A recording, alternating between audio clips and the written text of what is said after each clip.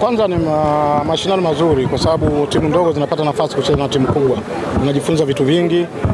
Kama ulivyoona wachezaji wangu ni wadogo, hawajawahi kucheza mashindano makubwa.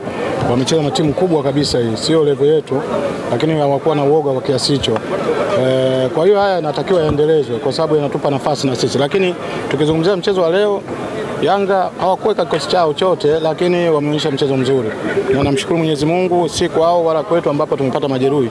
Na sisi vijana wetu wamecheza vizuri kama ambavyo tuliwaelekeza. Tulikuwa naona tukae nyuma, tuache wacheze kwa sababu tukitaka kupambana nao hatuwawezi. Mwalimu, ukiachana na matokeo ya kupoteza, ni kwa kiasi gani wachezaji wametekeleza kile ambacho mlikuwa mmejiandaa nacho kwenye mchezo wa leo? Wametekeleza kwa 80%. Unajua kwenye mpira huwezi kutekeleza kwa 100%. Kwa 80%, kwanza fitness yao umeiona ni nzuri, kwa sababu kama tusingekuwa fit pamoja na kwamba kukaa nyuma bado wangeweza kutufunga. Lakini la pili, mbinu ya ukabaji. Tungekuwa tunafanya makosa mengi wangetufunga kwa faulo. Unaona hawajafunga magoli ya faulo pale mbele. Kwa hiyo wametekeleza kwa 80%. Kupitia mchezo huu, nini ambacho mmekipata mnarudi nacho kwenye ligi ya Championship?